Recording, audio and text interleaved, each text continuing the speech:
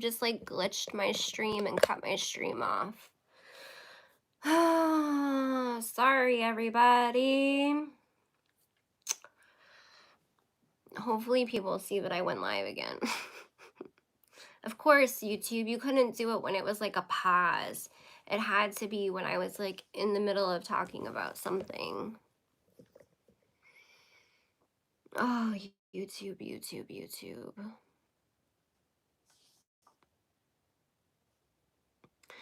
YouTube. Had to cut my stream. Either that or I hit a button on accident, which could have been as well. Who freaking knows at this point? I don't even know. Everybody's still in my other stream because they think that I'm still streaming. It probably glitched. Oh, wait a second.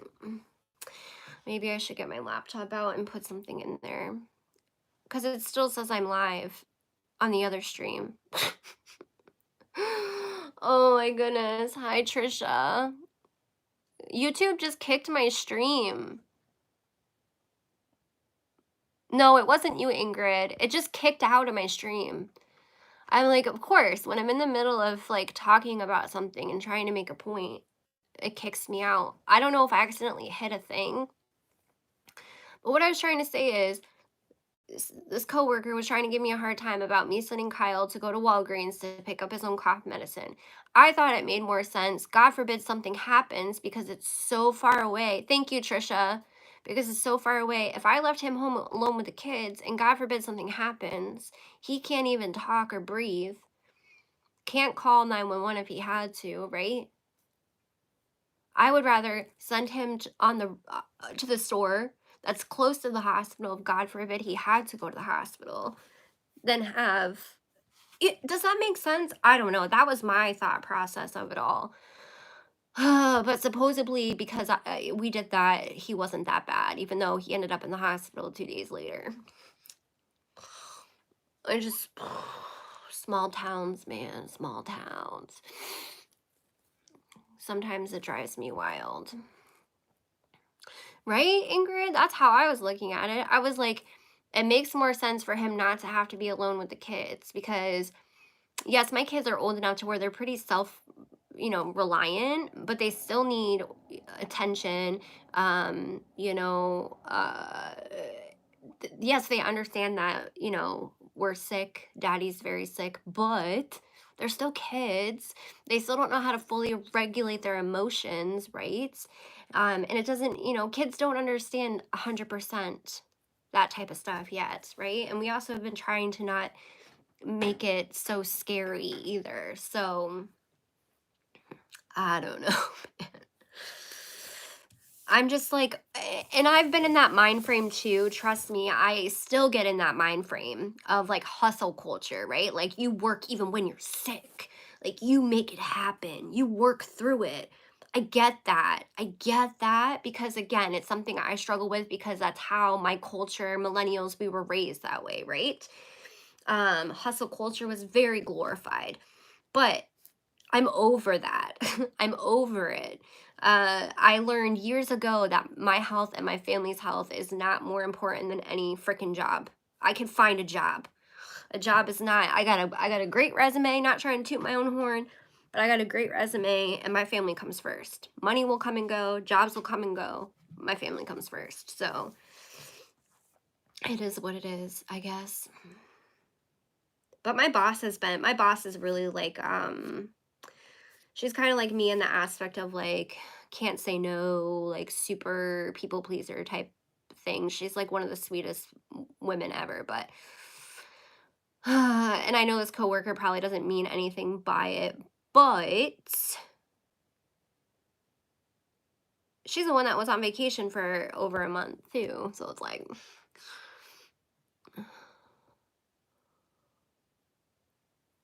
oh my gosh, Janny. Don't get me started. I think I did post on TikTok about how they didn't even do labs or anything because they didn't want to contaminate anything.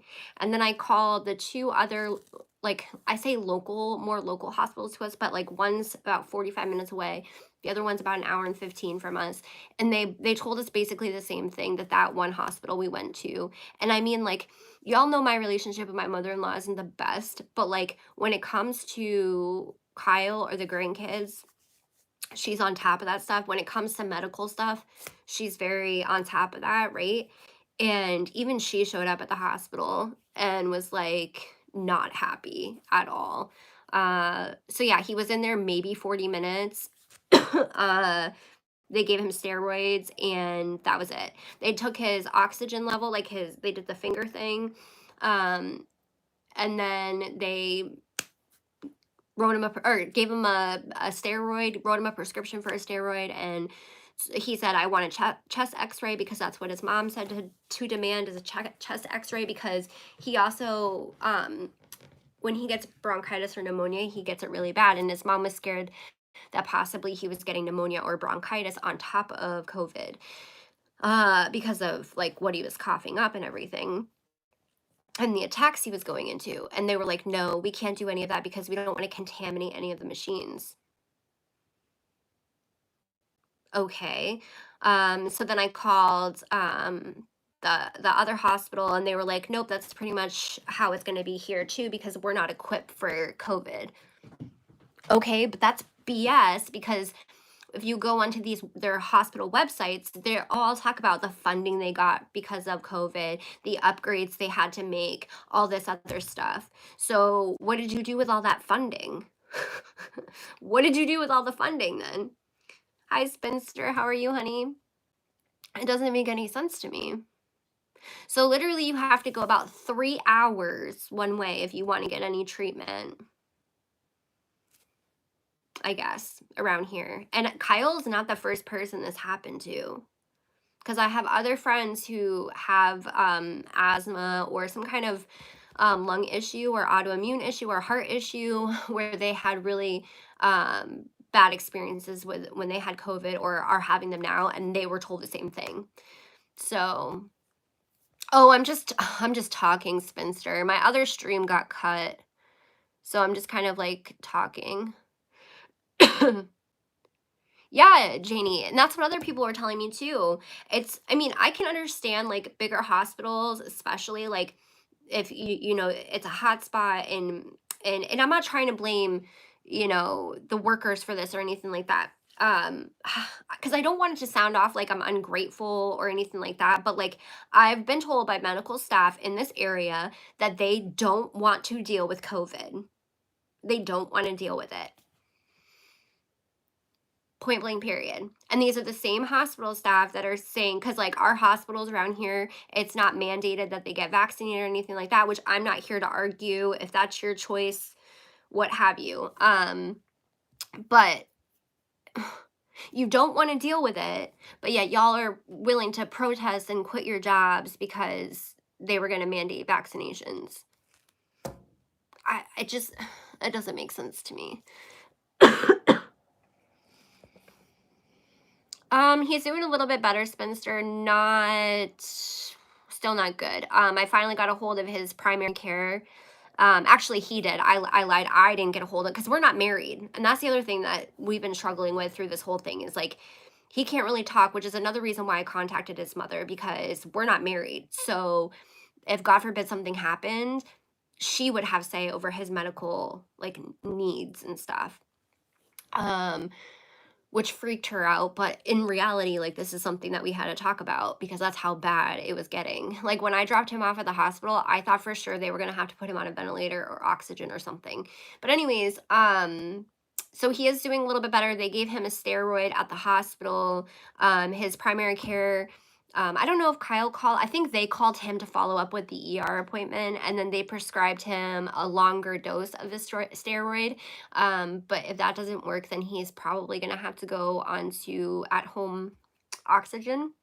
They gave him an inhaler, a different inhaler than what he already has. And then they said that he has to take 2 weeks off from work. He cannot try to go to work because y'all know he was being stubborn and still trying to go to work every day. So yeah, I definitely think this steroid has helped. But he still is like pretty immobile, which is affecting his mental health for sure. uh, this is water. When I tell you rural areas are mental health, physical health. I mean, this is the same hospital that I showed up there one time and I was jaundiced, like so freaking jaundiced. My eyes were dark, like dark yellow, like the whites of my eyes. My urine was like sweet tea, that color sweet tea, right? I had no idea what was going on with me. Kyle took me to the ER and they tried to tell me that I was med seeking, wouldn't run any tests. This is the same ER Kyle went to. I have many horrific stories from this ER. And Kyle's like, look at her. She is jaundiced. Like, she's going to die. And finally, after his mother, because his mother works in the medical field in that area, his mother put up a stink and had them do labs on me. My liver enzymes, I was literally in freaking liver failure and they were going to send me home for med seeking. Okay, that's one time. Another time, I had gallstones the size of golf balls blocking off my pancreas and my liver from functioning. They were going to send me home. I literally collapsed. Then, after my gallbladder surgery that went wrong, I was there on Christmas Eve. They told me I was being dramatic and sent me home. And then I ended up in the ICU, sepsis, like a week later, not even a week later. So yeah, they're just horrible, horrible hospital in general. Horrible hospital. They also told my stepdad that because he's diabetic, he had a little cut on his foot, which you know can be like really severe if you have diabetes. So he went to the hospital and they were going to amputate his fucking leg. He left, he signed himself out, and then he went to a different hospital down in the city and they just gave him antibiotics. They're like, what the hell? They were literally going to amputate his freaking leg. I mean, I'm telling you, these hospitals are awful. They're awful. Thank you, Melissa. I appreciate that. I don't want anyone to kick my butt because I know everyone's like, you needed to take time off.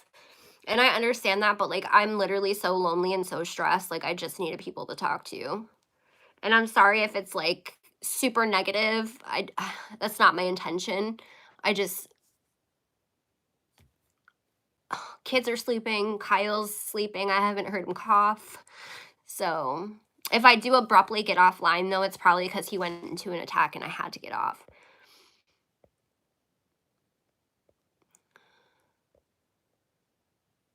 Yeah, Becca. That is, see, the thing though, Becca, is that, and I was going to say this earlier, is that in bigger areas, like when I was in the city, we would have to wait hours sometimes to be seen in the hospital. Like, I've waited like 12 hours before to be seen in a hospital with severe issues. Whereas up here, you can walk in and they'll see you like right away. But the problem is, you may wait a lot in the city, but you more chances than not always, because I've been to some bad hospitals too. Don't get me wrong in the cities, but like more often than not, I got some kind of lab done or like they did something right because they kind of want to milk that. They want even if you don't have insurance, they want to milk it from you so they can bill you later.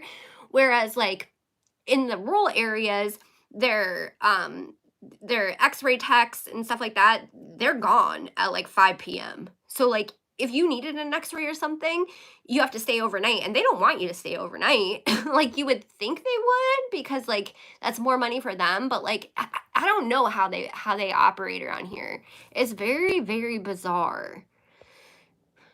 And you have to watch probably with every hospital, but around here specifically this one hospital, they will bill you for extra shit because I remember my insurance, there was like a lapse in my insurance one time and I had to go to the hospital and my bill was like outrageous for what it was. And I asked for an itemized list of my bill and there was like so much shit on there that like I didn't even have done. So you got to watch out for that too. Oh yeah, med seeking is always what they would tell me. Or they wouldn't take me seriously because I was an active at like in active addiction. And it's like, yes, I understand that some of these times I was an active some of these most of these times I was not, but some of these times I was an active addiction. And it doesn't mean I'm not a person. And I never asked for pain meds because I knew I wouldn't be taken seriously if I did.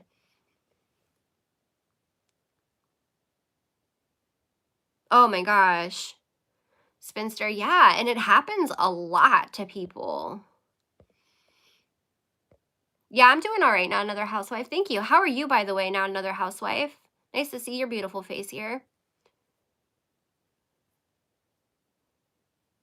Yeah, I just needed to hang out and vent, to be honest. Again, I'm sorry if it's like negative or like it looks like I'm sad fishing or anything. That's like not my intention at all. I just,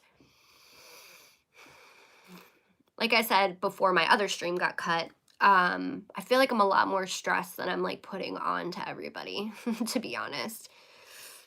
Like I posted on TikTok about this.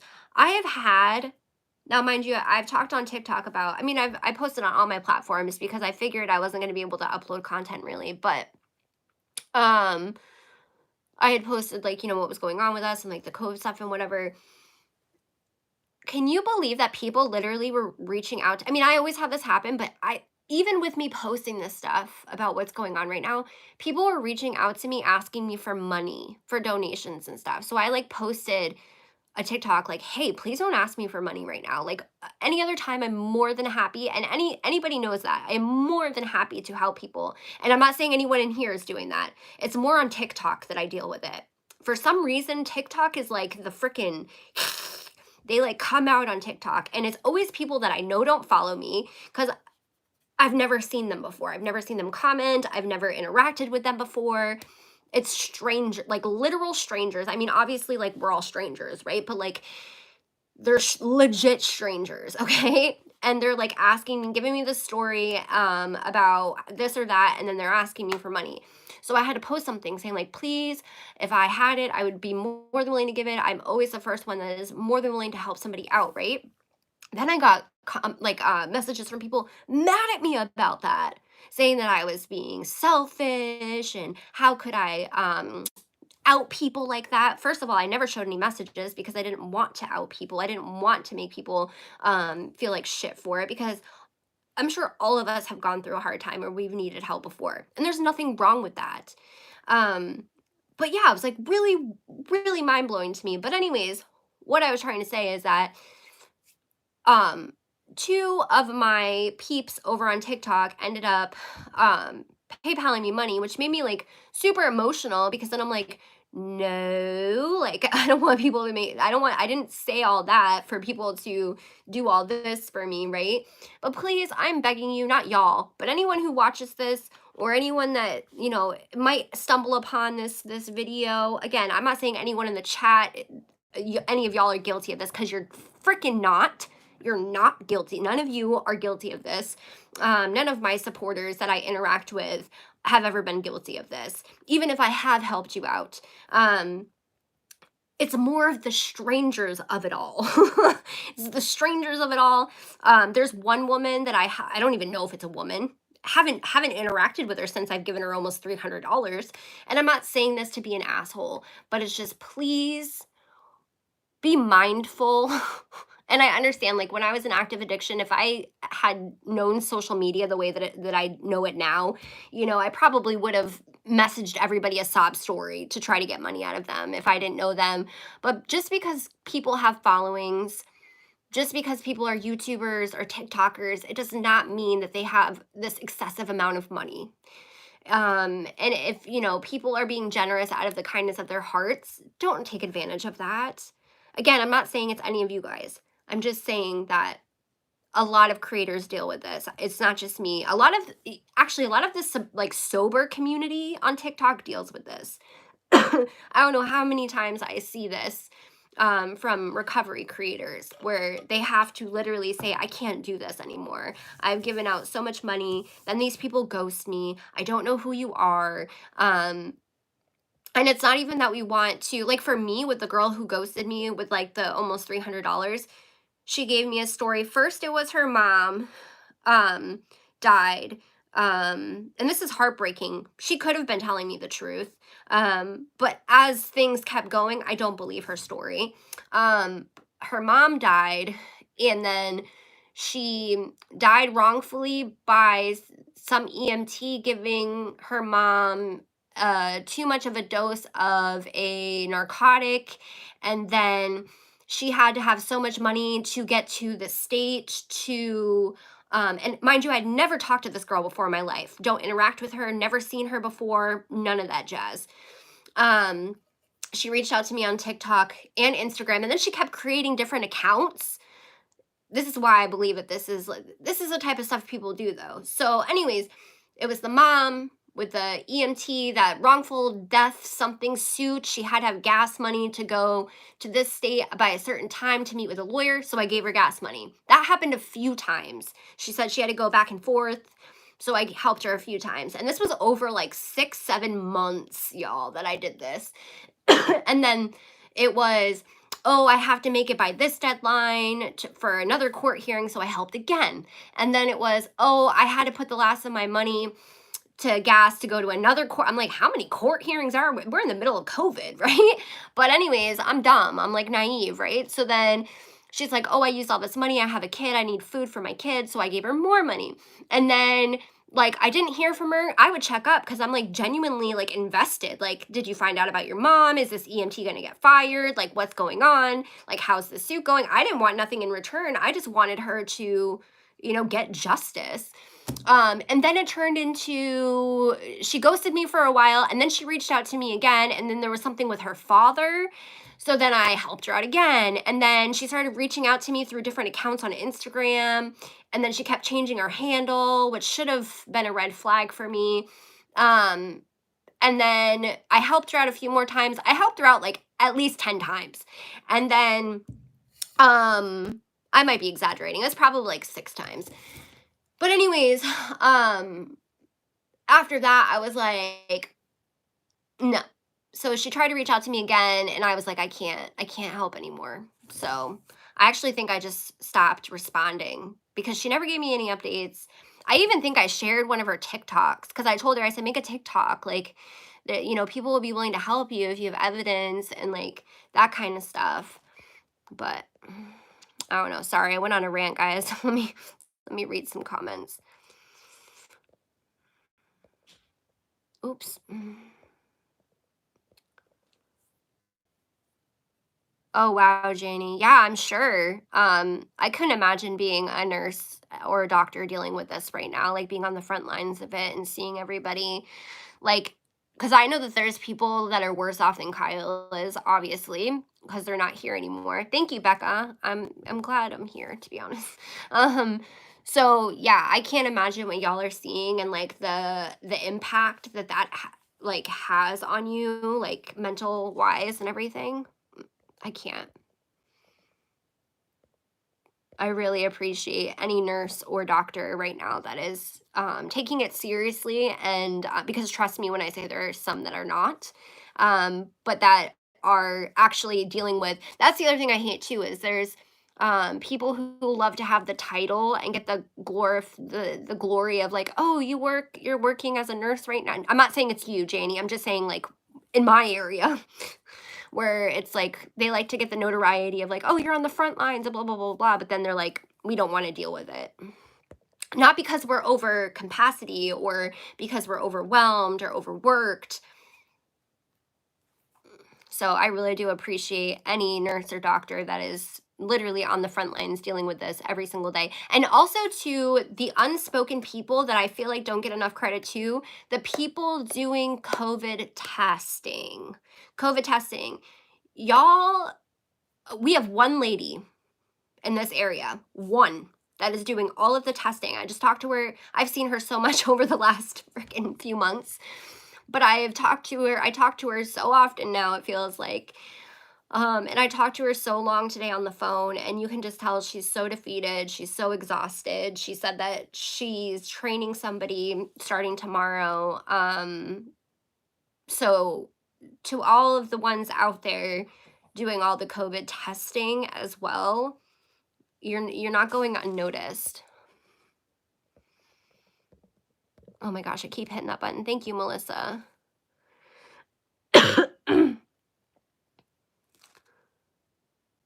Okay, spinster. Yeah, I definitely was going to do that because I was like sitting with Kyle and I'm like, oh, I should just, try to make up for not going to work and maybe I can make like, $20 this month making content. But no, I haven't even edited to be honest with you. Um, I haven't. Haven't even. And then my mom's dealing with an emergency situation right now, which is like a whole other thing. Uh I always I always feel like I'm gonna say your name wrong. Mita Ku Mi I know I've said it right before. Mita? Can I just call you Mita? I don't want to say the rest of your name wrong, but thank you. I believe it's spinster. Like that's so disgusting, but I believe it. I totally believe it. And now I'm like wondering if that person that had me send all this money to them was just giving me fake shit too because I believe people at face value. So like I'm not one to do a Google reverse image search on something in regards to that stuff. Like I would all day long for like a video or something, but like when it comes to people reaching out to me. But I should have known a lot of it was a red flag because I never dealt with it until like I had videos blow up on TikTok. And then once that happened, instantly messages. But like I haven't had any videos for a while blow up. And then like out of nowhere, I started getting all these messages about asking me for random and on Instagram. Oh, I follow your TikTok. I really love your TikTok. Again, it's like something with TikTok, man. I don't understand it. And I think TikTok changed their thingy now because I don't get as many messages from strangers on TikTok. They just go to my Instagram. Yes, my Cash App is in my TikTok bio, but I don't want anyone thinking they have to send me anything. Please don't think that. Thank you, Janie. But again, I really don't want people to think that. I want anyone to send me anything because we will figure it out.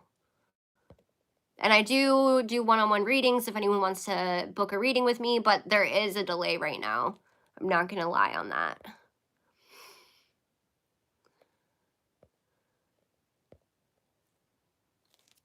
Thank you, Spencer. I love that. Community COVID safe internet hug. I love that. Somebody posted that. I think it was Equinox posted on my TikTok, like, I wish I could give you a hug right now. And I'm like, I'm not much of a hugger, but like, I would take a hug right now. Like, you ever feel like, especially if you're someone who's not a hugger, where like you feel like if someone were to grab you and hug you, you would just start instantly bawling? That's how I feel right now. Like, I feel if someone were to literally embrace me and just hug me, I would just bawl like a freaking baby. Oh, if anyone was keeping up with my birth chart reading, I got it. I finally got my birth chart reading and it was amazing. So, it was kind of weird cuz I requested a refund and then like 2 hours later she sent me the link to my reading. So it could have been coincidence, but either way it was amazing. So, it was not a scam. I just had to update that. Yeah, I need to do that, Trisha. My problem is because my because my TikTok is it's not all recovery based, but like I talk a lot about my recovery on there, right? So I don't ever want to not answer messages because I do have people reach out to me that are looking for resources that maybe are having a really bad day and they are thinking about relapsing or they want to know about what it's like to be on methadone or Suboxone or the Sublocade shot, so for me, it's really hard to just shut off messages from people that I don't know. And the same with Instagram. Even before I started my TikTok, Instagram was the main platform. Instagram stories is the main platform of where I talked about my story. So I would have a lot of people that reached out to me for those reasons. So it's really hard for me. So yeah, psych nurses are blessings too. I agree with that as well.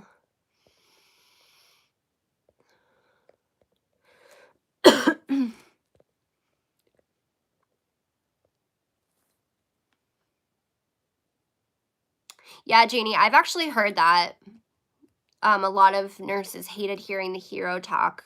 Um, But I can understand why a lot of nurses have had to step down too because they just needed to take a break as well. But y'all really are, you know? I know you may not like to hear that, but y'all really are out here literally saving lives. So take it.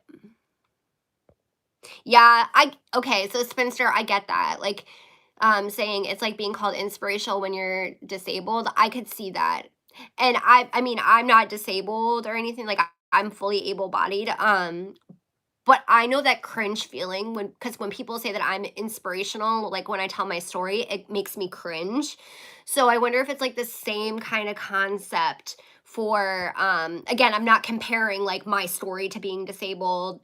That's not what I'm trying to do, but I hope you understand what I'm trying to say. So I could see like if that's like kind of the same thing for you, Janie, where or spinster, where it's like,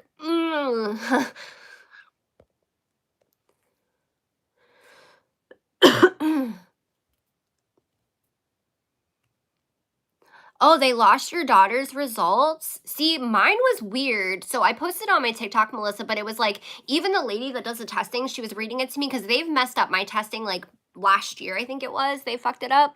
But it was like she's like, "I've never heard," because she didn't even they don't look at the results until they call you, right? So that's when they go on the computer and they look it up and then they go, "Oh, your results are blah blah blah blah blah." And then they, whatever your results are, they go over the shindig that they have to go over with you. Whereas mine's like a small town, so they know me, they know so whatever. Anyways, so she's like looking at my results and she's like, wait a minute, my computer's down. She's like, let me try this other computer. And she's like, nope, nope, that's right. She's like, I've never seen results say that before. So I went into my portal and I've never, it was like this specimen amplified, blah, blah, blah. So long story short, she's like, you can get retested if you want, but more than likely you have it because everybody else in your house has it besides Maddox, unless he just doesn't, he's asymptomatic, which could be. Excuse me. But I was like, nope, my work's gonna want it.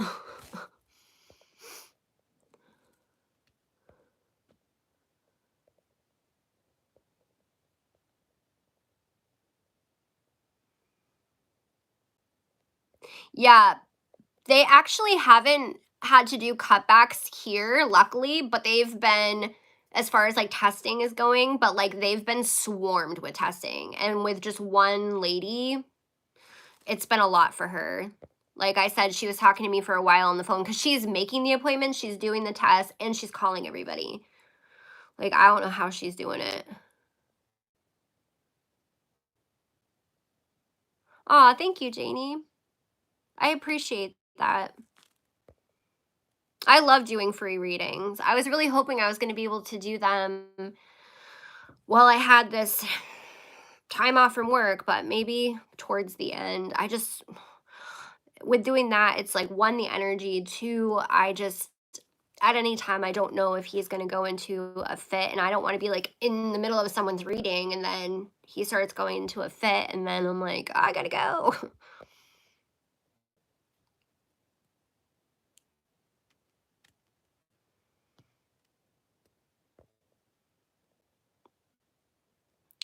There's something going around that is comparing. Yeah, and again, this is water. I'm not someone that's gonna, bash somebody for choosing whatever route, mask, vaccine. Like I know where I stand with it.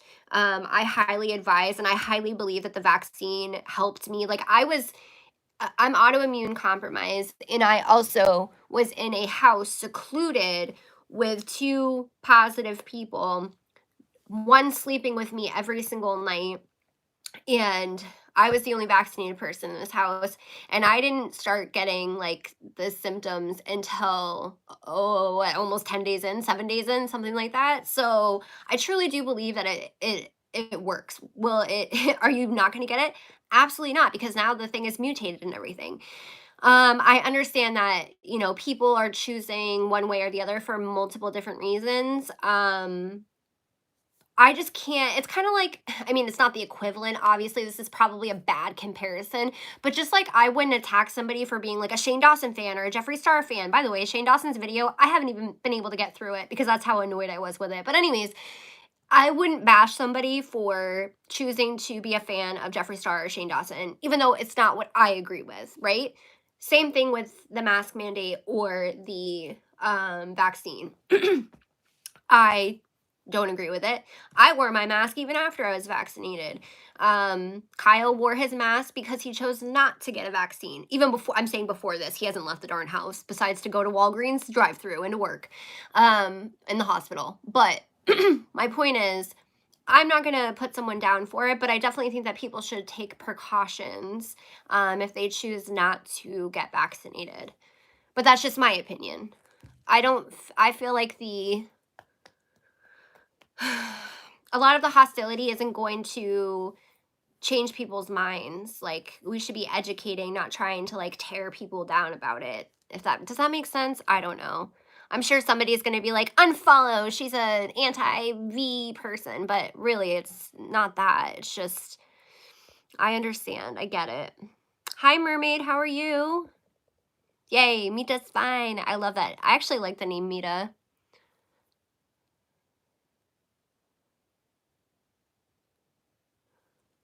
Oh, the whole unit? Is she like so everybody there is like basically I mean, usually psych patients are stuck, but like do they have I mean, I don't know if she can tell you this, but do they have to like quarantine everybody to their room too? Oh my gosh, I bet that is a nightmare.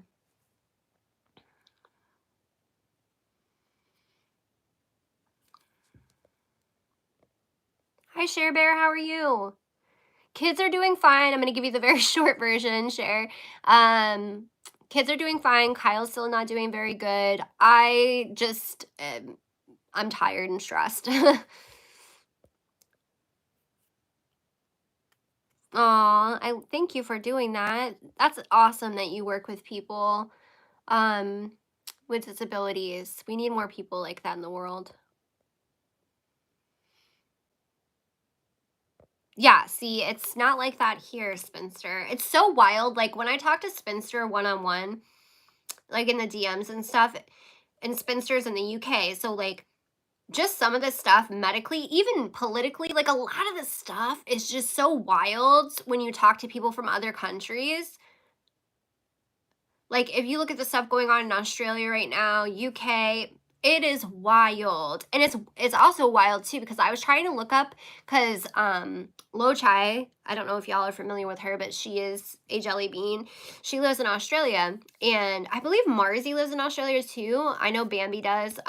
Anyways, I was trying to look up some stuff going on in Australia because Lo Chai was talking about it on her Instagram, and it wasn't pulling nothing up for me, but she was like posting articles and like news videos and everything. So it's just so weird to me how like the government or whatever like blocks off what we can view from country to country. Does that make sense?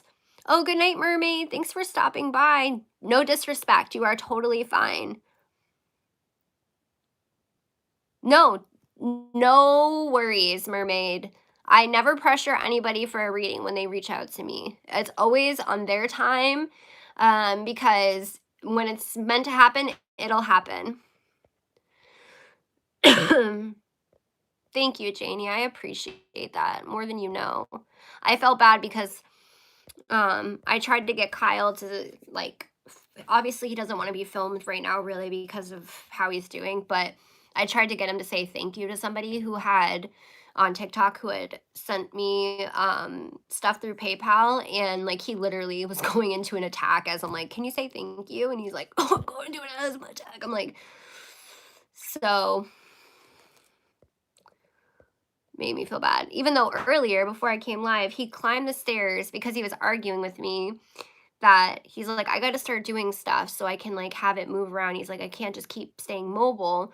And he climbed the stairs just to give Vincent this little piece of chicken patty. But I felt bad because I'm laughing, but I felt bad because his whole cheeks are so red. Not Vincent's, but Kyle's. His whole cheeks are so, his fever's down, but it was like, yeah, totally, Janie. Totally, you can do that. My Facebook is private, but you can definitely send me I'll accept your friend request. I have no problem with that.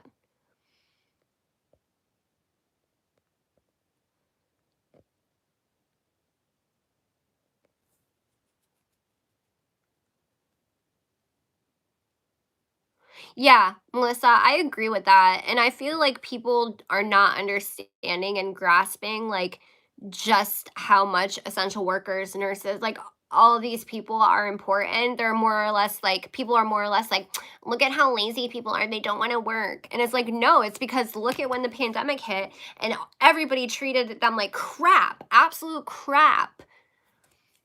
Good night, Janie. Thank you again.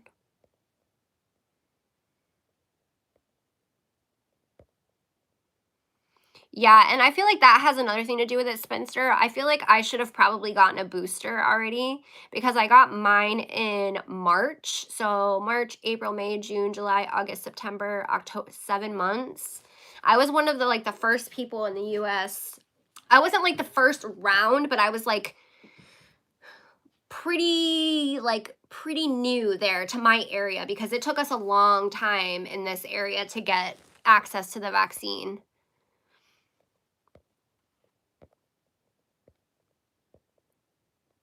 Yeah, I got Pfizer, Becca. I didn't have any issues with mine, no. Like, I had my arm hurt and I got like a little I can't remember. It's on my TikTok. But if I remember correctly, I didn't really I think I got fatigue. I was pretty but I mean, I have fatigue a lot.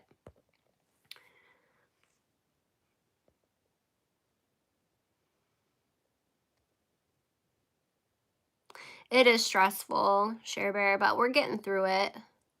It's more or less I think the stressful 2 stressful things. Finances, but I mean, again, health is more important than money. And the number 1 stressful thing, I think, is that saving face for the kids. That is the most stressful part that I have found anyways. Having them not worry. Because I feel like your kids know you better than anyone, right? And my daughter especially, she knows my faces. She knows my mannerisms. She can tell when I'm BSing. So it's very, very hard to do that. I love that you love your job so much, Share Bear. It's awesome when you have a good work environment.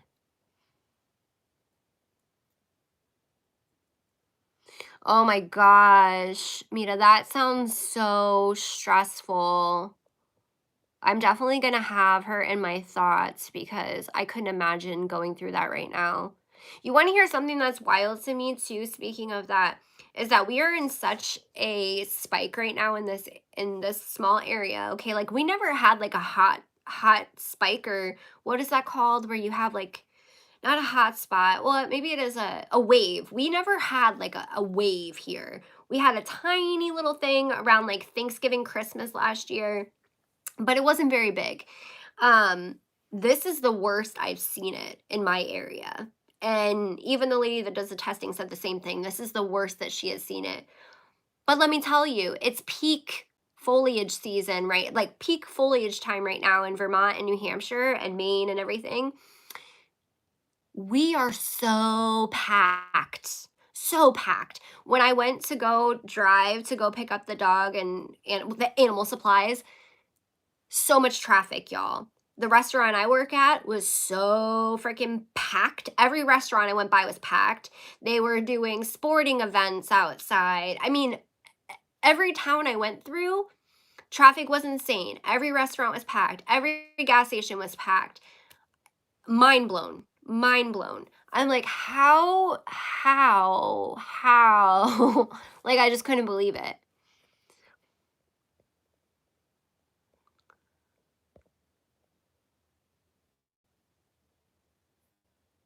Oh, thank you, Spencer. I don't know when I'll be able to get to my P.O. box, but I'm super excited. I'm super excited for my steering wheel cover too. And thank you for the EpiPen. That means a lot. And yes, we did check. Well, Spencer checked. It is legal for them to send that to me. Astra. What is that? Astra. I don't know if I've heard of that. Oh, Janie. Thank you. I just got that. Thank you, Janie.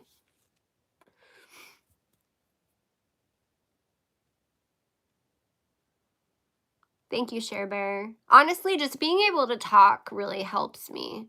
because my therapist retired, which I'm not trying to use this as therapy. I'm just like, my therapist retired. I was going to start using BetterHelp, but everyone was like, no, don't do it. Don't do BetterHelp. They're awful. They're horrible. They collect all this data on you and blah, blah, blah. But like, I don't know what other option I have than BetterHelp, to be honest with you. I know there's like telehealth. Maybe I should check into that. But like, I haven't been able to talk to my mom because my mom's dealing with her own stuff, which I'm not going to get into because it's super personal. And then like everybody I know that I'm close with, like in this area, they're dealing with COVID too. So it's kind of like,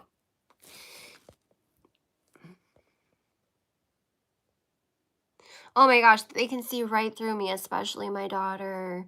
Like, it was so hard because she was the first one that got it. So, and I was trying to tell everyone at my work, like, as soon as they had cases in my daughter's class, I said to my coworker, I said, I almost guarantee, like, it's going to hit my house.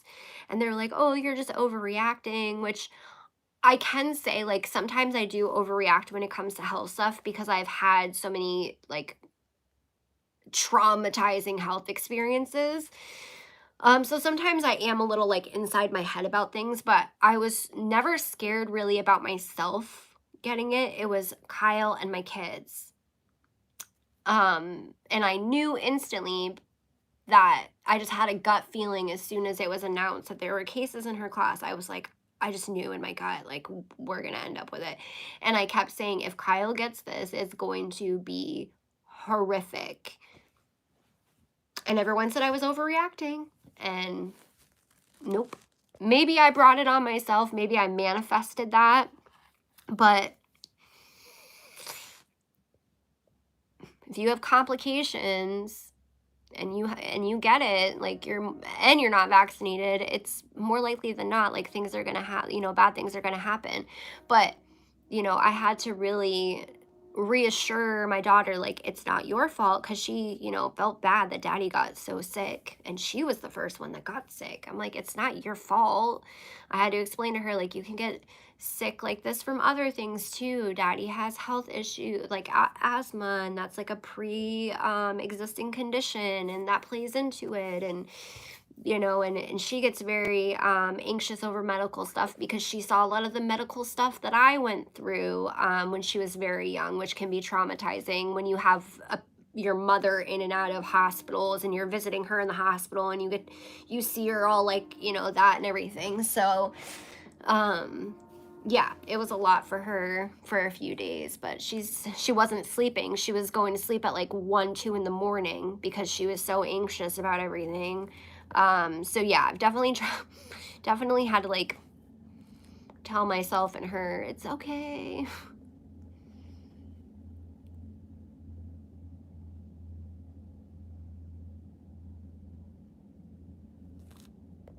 Yeah, Amita, like, it's a very popular area. Like, I always say this area is tourist season all year round because there's always something every season that people travel here to do, right? Uh, so it's pretty much busy. You have like a month in between each season where it's a little slower. But restaurant wise, lodging wise, it's an all year round thing. Unlike somewhere like Florida where you have, your snowbirds and then you're dead the other half of the season. But I just can't believe how, like, restaurant industry has really taken a huge hit in like bigger areas, but in these rural areas, I've never seen them do better ever. Real estate wise, restaurant, lodging, all that. They're all doing so much better than they were. Excuse me.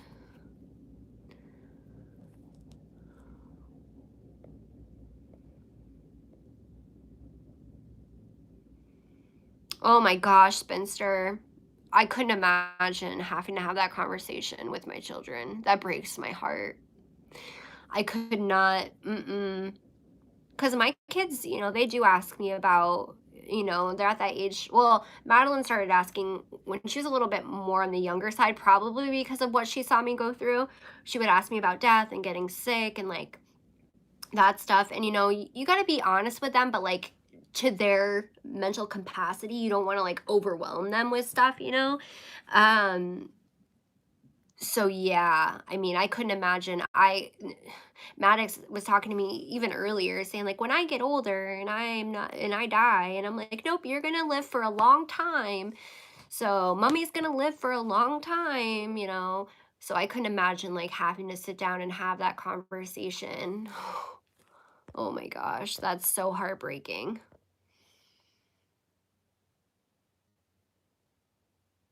Oh, I've never heard of that spinster. Yeah, spinster. I could imagine that would be a lot to explain, especially if they're younger.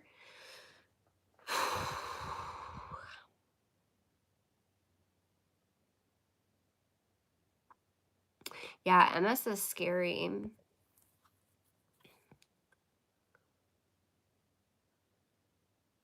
I mean, it's good to like obviously have that conversation, I feel too, instead of like something happening and then I feel like that would be more traumatic, right? Like something happening abruptly and then it's like, oh my gosh, what happened, right? Like the unexpected. Um, but still, either way, I can't. That's so scary to me. And I know like my daughter, she had a fascination. She still does. She has like a fascination with past lives. And she'll talk to me about her past life and that kind of stuff. But that's so scary.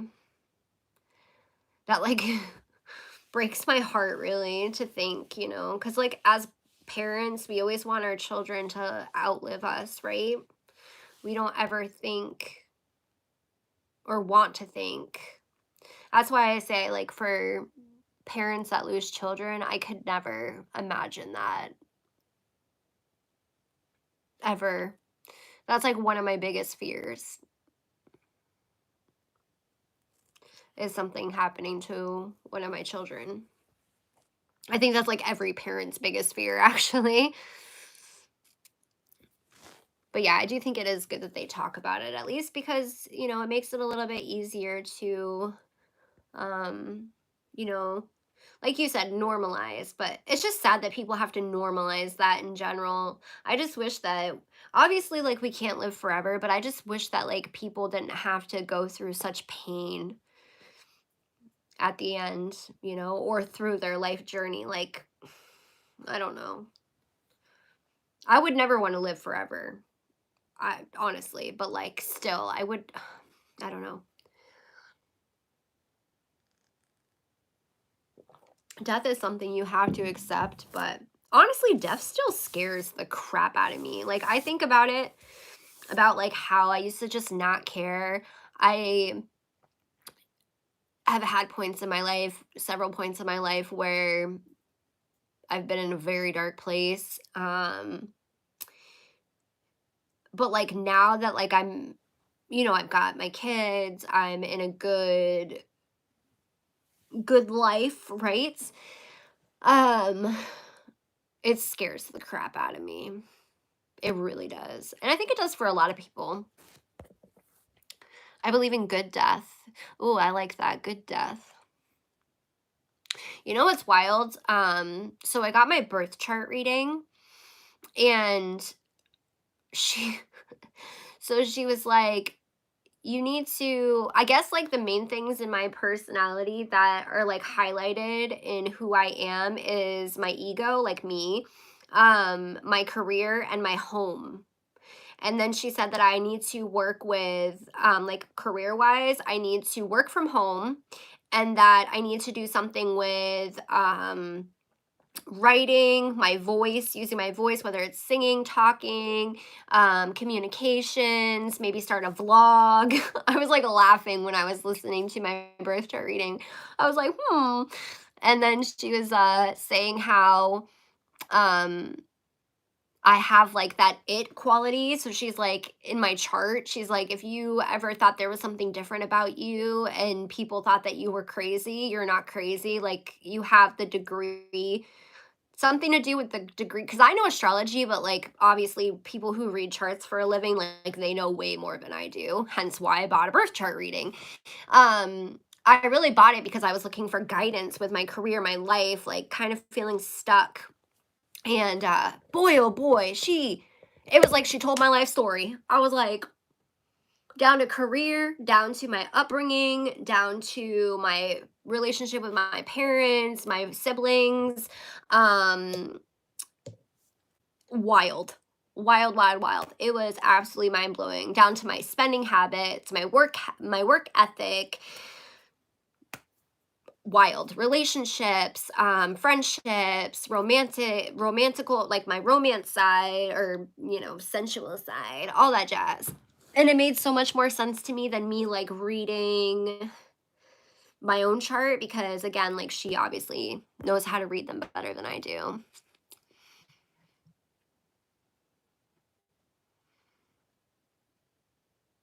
Yeah, too. And like with MS too, like sometimes I confuse MS with the other one. I forget what it's called, but they're kind of similar. But like I had a friend in Florida. I wonder how she's doing. Actually, I haven't talked to her in years. But she had MS. I actually helped build her home for Habitat for Humanity. She had a home built for through. She was gonna have to end up in a wheelchair, and she was gonna have to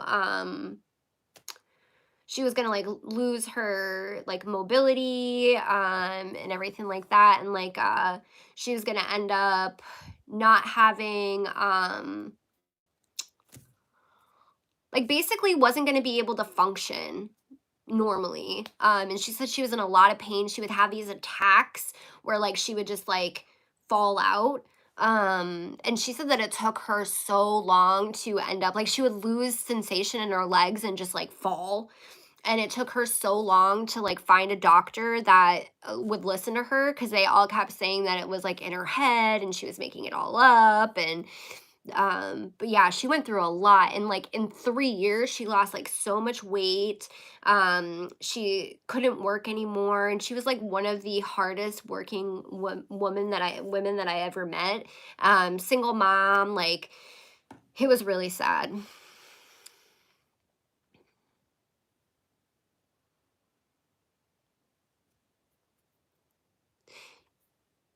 Yeah, and I feel like it's hard too because, like, you don't wanna be negative, like, because you don't wanna scare people, like, especially when you're trying to talk to children about it. Because 'cause I've always been honest with my kids, like, if they ask me a question about something, I'm gonna tell them the answer to it. I'll be honest about it. I'm not gonna sugarcoat it, but I'm gonna tell it to them in a way that they're gonna comprehend it, right? Um, so you don't wanna make them, like, more scared of it.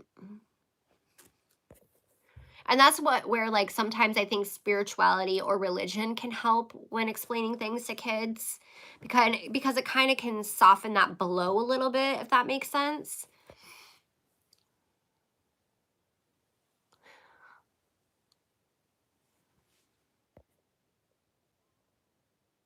Dang, I'm sorry that it's going to be hard growing up too with parents that are always sick. I'm all right, Mixie. Don't kick my butt. I needed to go live. I needed to talk to people. I'm doing all right. Still congested. Kyle's still not good, but he is doing better. Um, so yeah, he's gonna be out of work for at least another 2 weeks, and the steroids are helping. I believe they are, anyways.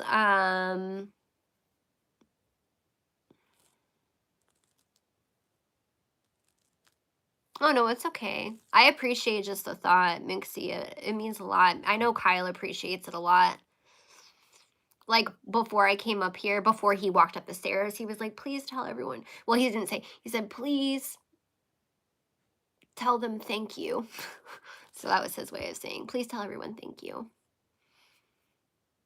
No, I've never heard of the Undertaker channel.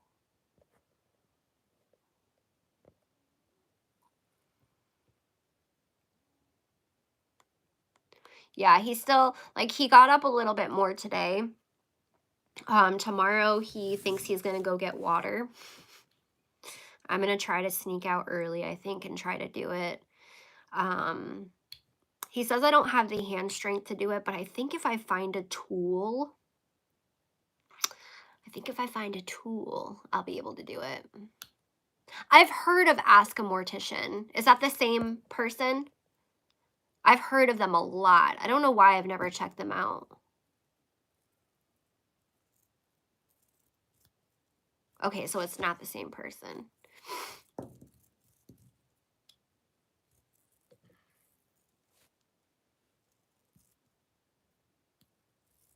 It is her. Okay. Yeah, I've heard about Ask a Mortician, like a lot. I've had a lot of people. I've heard that name a lot, a lot. Maybe I should check her out. I haven't even really been watching a lot of YouTube, to be honest with you. I got the notification when Shane Dawson uploaded his video, which was weird because I wasn't even subscribed. Um, but I did. And then I got like 15 minutes into it and I haven't finished it. I've mainly been reading and watching TikTok or sleeping or with the kids or with Kyle.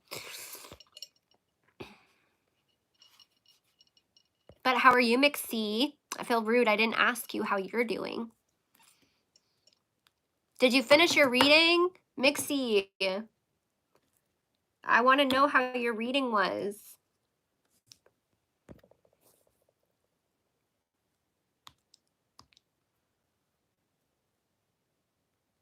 I'll have to, ooh, she writes books. My little bookworm self over here.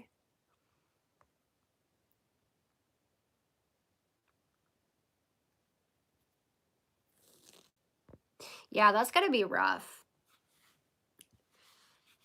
See, my mom was like, my mom was always sick, but it was like she was a hypochondriac, and she still is, and she'll tell you she is. A lot of it's in her head, and because she has depression so bad, like it can cause physical effects. So like I could hurt myself. Here's a good for instance. My mom, I had to go to the hospital. I think I've told this story before, but I had to go to the hospital because I got tendonitis. Is that what it is when you like I hurt my thumb anyways at work. So my mom took me because I forget why, but she took me. She offered to take me and she saw me getting the little cast thing they put on me or brace, and then out of nowhere she had something wrong with her. Like that's how my mom was growing up. Like that's why now that she's older it's getting worse and worse, especially now that she's getting a divorce and she's like on her own. It's getting worse and worse because there's always something wrong with her, to where it makes it hard for her to take care of herself, and I can't do it. So I couldn't imagine like the real fear of, because like when you're a kid and you have a parent who's a hypochondriac, you start to realize they're a hypochondriac, right? Um, Whereas like if you have a parent who actually is I mean not a hypochondriac, actually is sick, like you see the trials and tribulations of that. You see um the fear in their eyes, right? Even if they're trying to save face, you see all the medical trauma they go through, and that's going to be really heartbreaking. Oh, I'm glad. I'm glad it did. I hope it did. Excuse me. I don't know why I'm so burpy.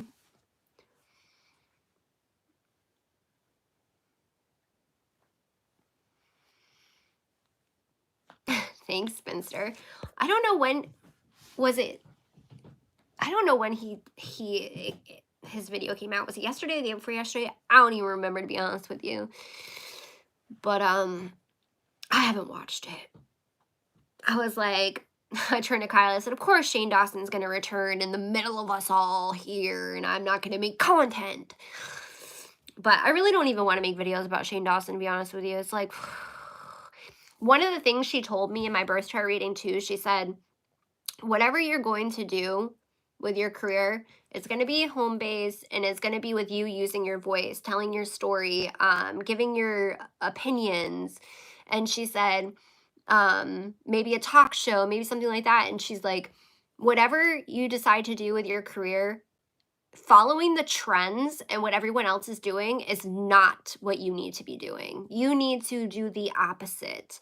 You need to step outside the box. You need to, which I feel like I kind of already do anyways, but she's like, you need to step outside of the box. You need to be you and not try to follow what everybody else is doing.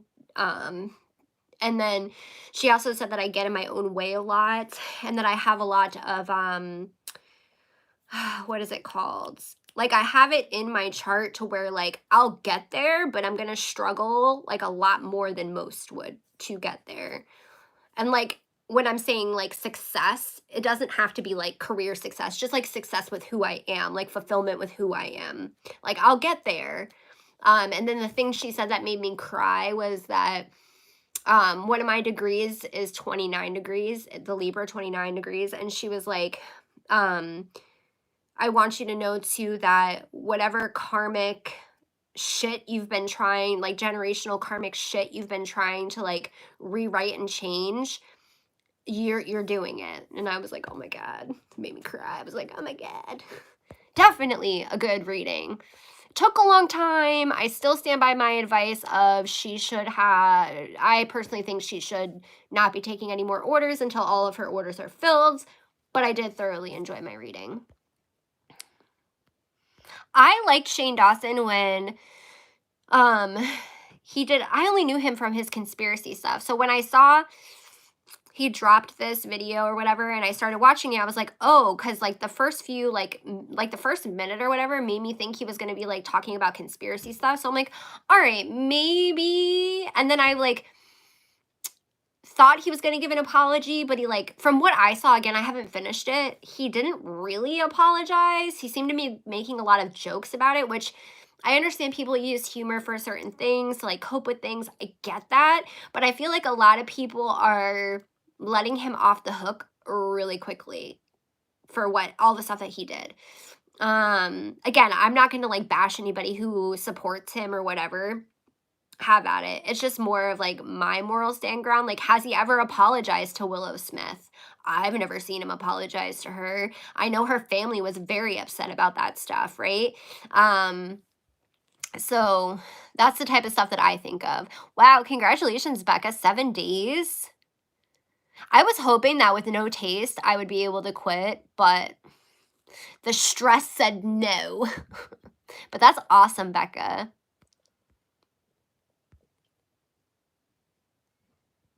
I'm so proud of you. Cigarettes are so hard to quit.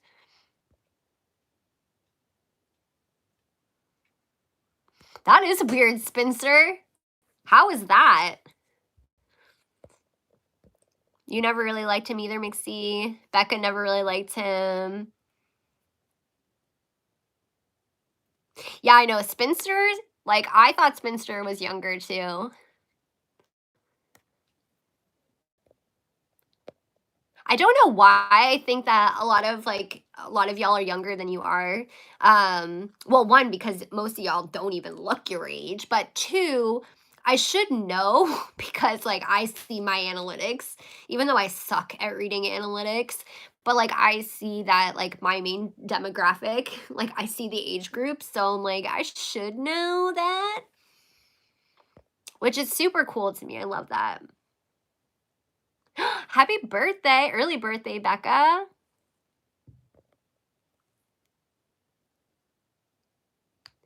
Yes, Mixie. I really hope you can too.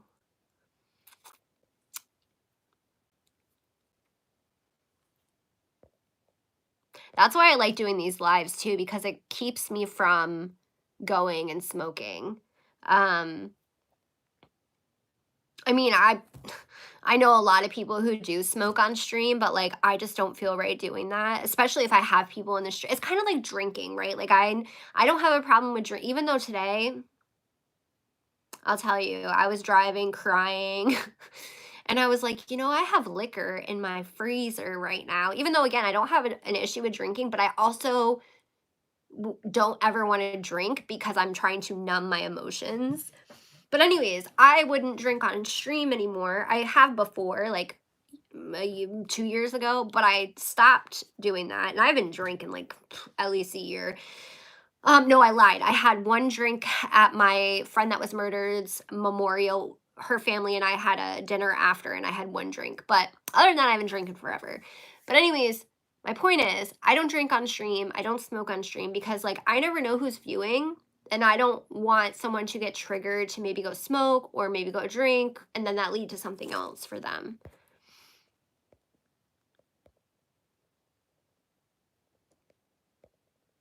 Yeah, cutting down, I've heard. And then also my mom's neurologist said that the nicotine gum, a lot of people use it wrong. He said that you're not supposed to continuously chew it like a lot of people do.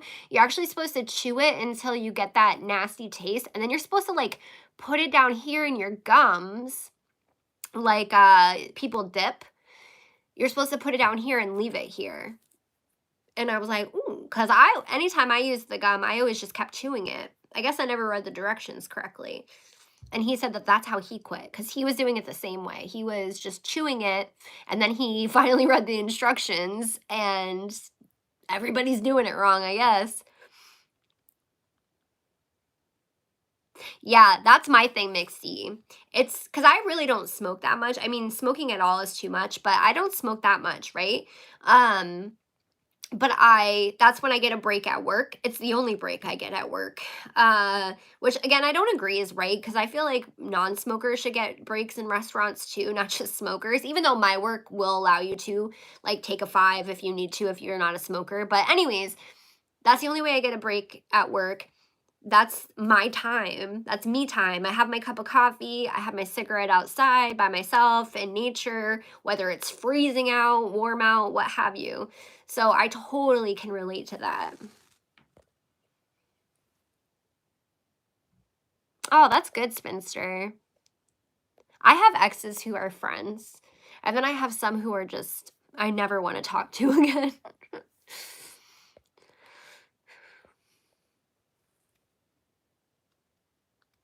The Arabic keyboard, how do you, what?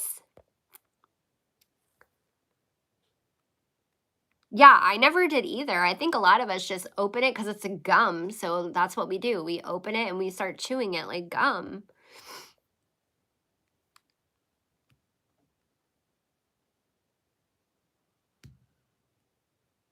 Oh my gosh, that is devil, spinster. I would be like, "What the heck?"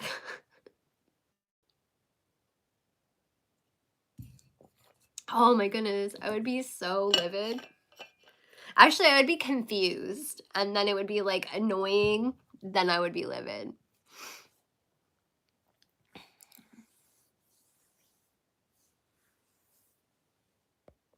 See, that was me, Mixie. Anytime I went to jail, anytime I've been in the hospital, like, they would when I was in the hospital, anytime, "Do you need a patch?" Because obviously it's on my file that I'm a smoker, and I'm like, "Nope, I'm fine." And I would be fine. Like, when there's a few times that I had, like, long hospital stays where I would, like, sneak a couple puffs or whatever. But for the most part, I never would have a patch. When I was in jail, I never like felt like I went through any withdrawal or anything. But as soon as I got out, that was the first thing I did. So, yeah, see, I'm the same way. Yeah, I've actually never used a nicotine patch because it scares me. Because my nana, when she was trying to quit smoking, she used it and she went into like she had too much nicotine and she ended up in the hospital from it. So it like nicotine patch scares me.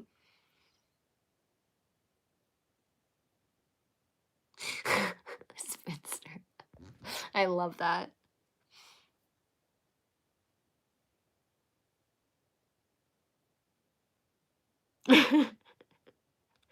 Good night, Melissa. Thanks for hanging out. I appreciate it more than you know.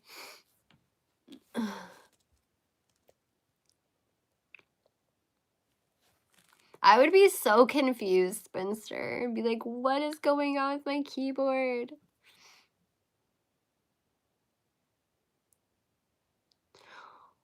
There's an inhaler.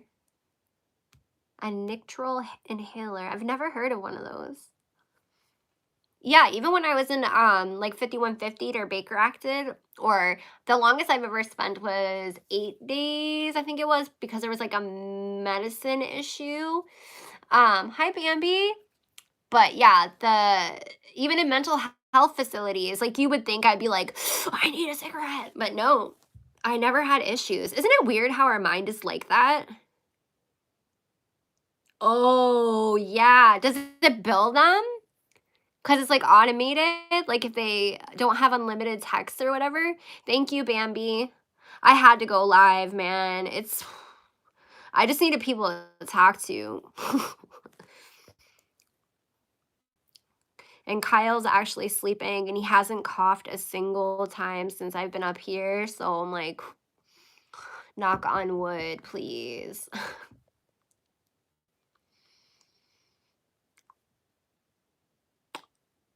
They are billable. How have you been, though, Bambi? I know you were saying you were dealing with some burnout. I hope, well, the last video I saw from you, I'm kind of behind. But I hope you're doing better with that. People think burnout only happens to bigger creators. No. Happens to all sizes. Definitely, if you all are not subscribed to Bambi, Bambi is amazing. And I love Bambi because Bambi speaks their minds, okay? It doesn't make you a dick. It just is a good way for people to know to take no for the answer, right? Oh, I posted about this on my TikTok. Spinster, you'll get a kick out of this. So I've been craving lasagna, like good lasagna, for at least 2 months now, and I've been too lazy to make it because like the only one that would eat it is me and Kyle. And his mom dropped off 2 big things of lasagna, and I lost my damn taste. So I froze half of it because someone was like, freeze half of it. But I was so mad. I'm like, rah! Dude, lasagna is the best. And I wanted like good lasagna, like the perfect meat, cheese, sauce ratio. Cause I'm not a big like over saucy person. Like I like the perfect, it has to be equal portions, okay? Of noodle, all that jazz, right? And that's what I've been wanting, stuffed shells or lasagna or lasagna. I call it lasagna sometimes, but oh, no problem, Bambi. You know I love you. Love Bambi. Oh my gosh, lasagna is so good. Or as PewDiePie would say, bitch lasagna. But yeah, I mean, oh my gosh, I was so pissed. I was like, come on, man. See, I make the best stuffed shells, but I only know how to make Italian dishes to feed like a family of 12. Okay, so I only know how to make it in bulk. And every time I make stuffed shells, I need to freeze some of it is what I need to do. I need a bigger freezer too, because I have a very small freezer for all the stuff that we like chop up and portion and freeze, and like all of our vegetables that we get that like from gardening that we don't can, that some we freeze, and all that stuff. But I need like a deep freezer.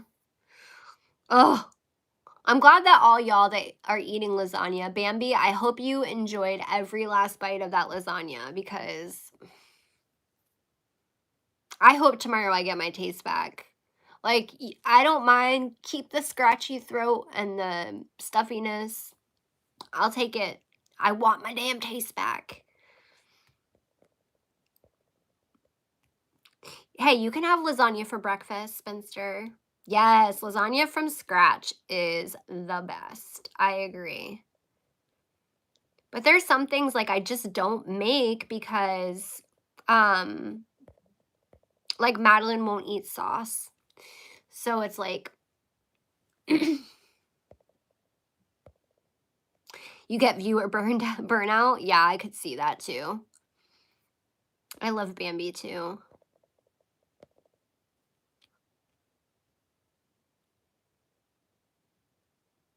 Yeah, that's how we are too, Bambi, because we like to have leftovers because it's just simple.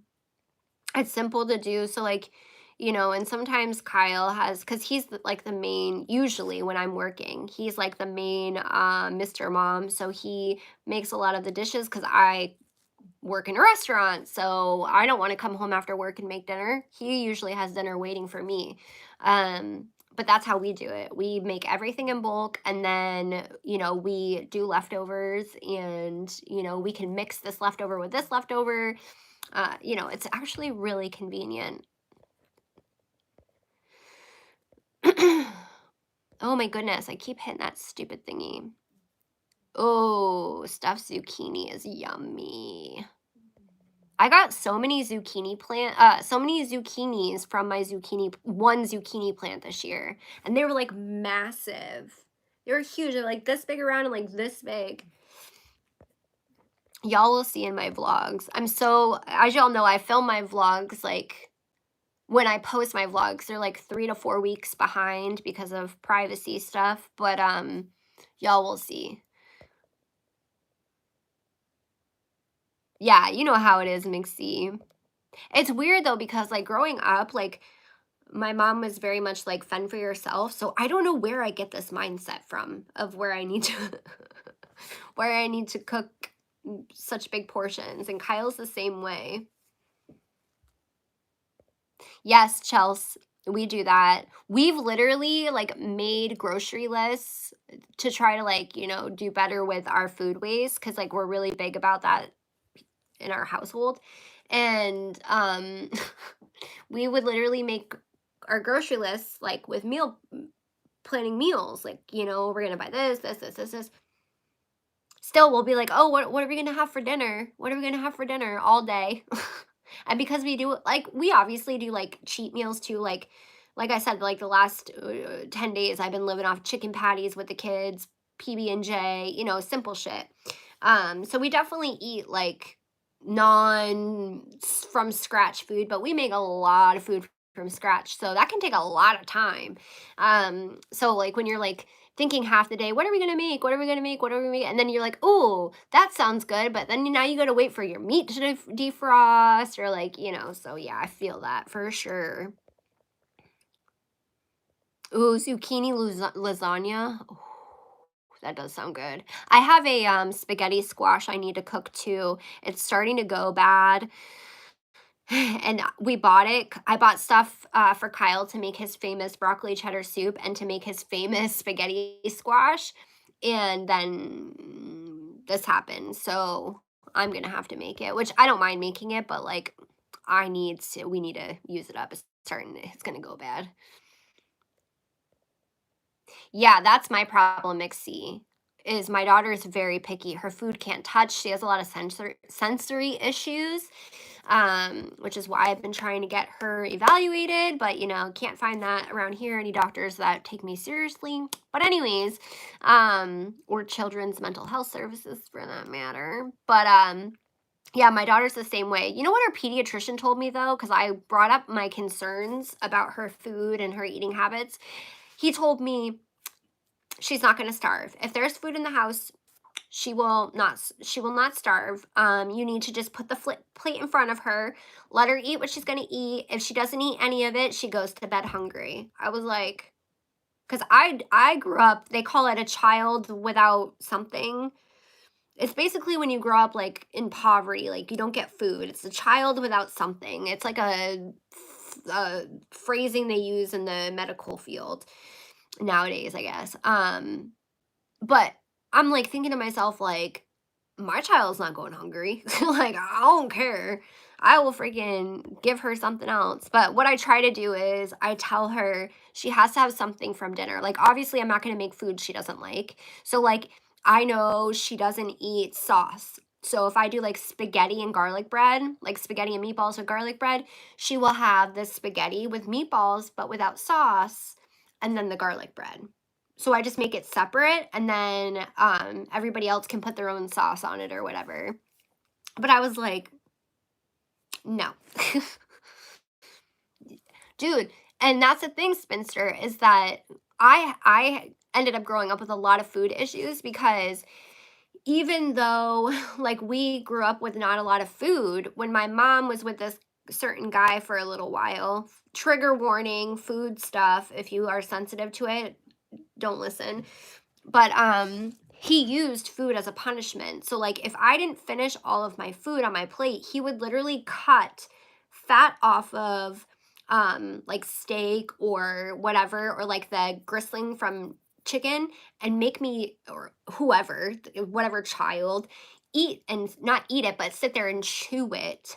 So like if you ever see me eat meat, it's very embarrassing. I almost never order meat out in a restaurant or around, like I won't eat meat around people.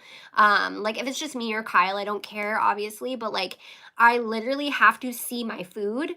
I can't eat if there's not lights on. Like I have so many food issues because of this man.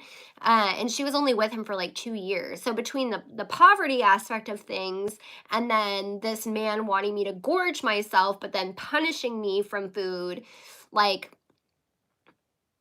it's just, yeah, it causes a lot of issues. So, um, I swore I would not be like that with my children.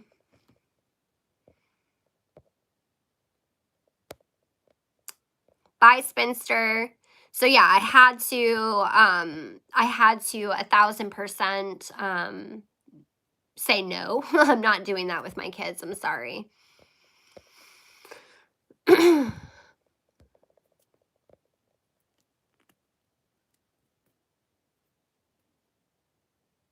Oh, Bambi, I love that though. Yeah, spinster, you got to eat better than that. I still struggle with healthy eating habits, but I've talked about that before.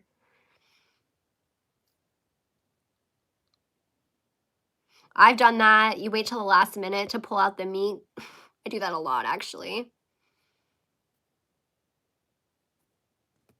Yeah, and that too, Bambi. Like, no matter what, kids will eat bread. But the doctor also told me too that that anything white, which I'd never heard about this, her primary care told me this, anything white actually, what was it, breaks down slower in the body. And so like if you eat any white foods, milk, bread, rice, for dinner, it actually makes it harder for children to fall asleep, because my daughter struggles with sleeping, like sleeping at a decent time, which again, sensory issues. But I didn't know that. He's like, "Yeah, anything white." And then he like gave me all these like steps to follow. I've followed all of them, and I'm be honest, none of them made it any better. So, I don't know. Yeah, I remember. Oh my gosh. So, like, back in the day, before WIC gave you out like WIC vouchers or whatever, I used to call it like the welfare cheese, welfare meat, whatever. And like, you would get eggs or whatever. So I would eat an egg a day. That was my meal. Every single day was an egg a day, because I taught myself how to make eggs because I was so tired. And my brother would eat toast every day because that's literally all we had. Eggs, toast, and then that really crappy welfare cheese, but my mom would never get anything to go with the cheese, so then we would just eat the cheese. Oh my gosh, it's so embarrassing.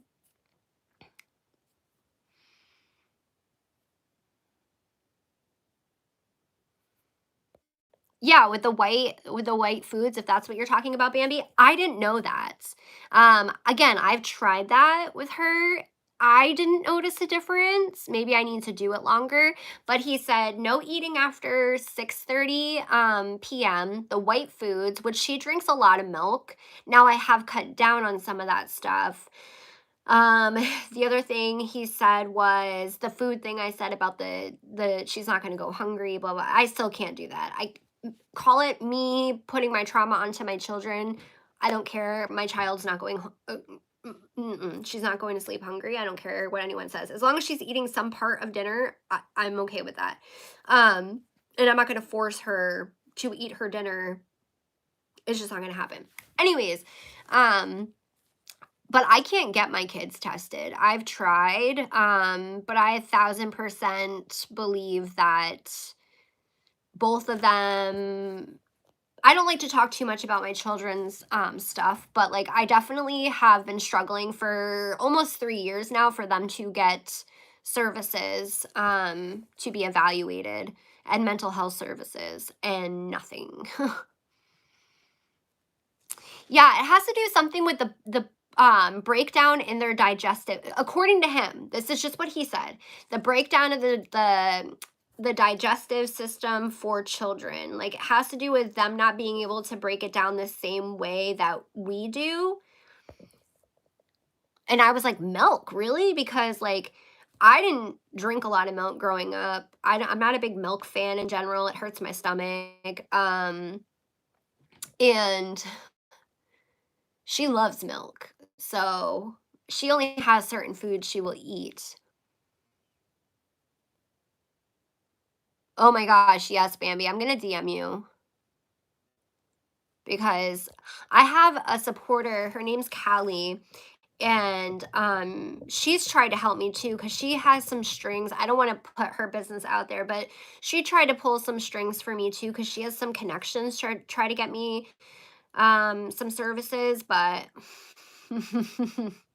it's like, I tried explaining to her primary care, like, he's like, "Well, how did he put it?